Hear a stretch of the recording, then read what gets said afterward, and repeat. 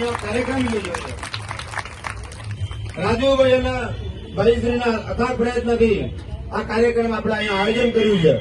અને આ જો ખર્ચો આપણે તો પોતે સ્વતંત્ર કરીએ તો હાલના જમાના મોંઘવારી પ્રમાણે 1 લાખ થી 1.5 લાખ રૂપિયા જેવો ખર્ચો થાય આમ જોવા જઈએ તો સૌની સંપત્તિ પ્રમાણે.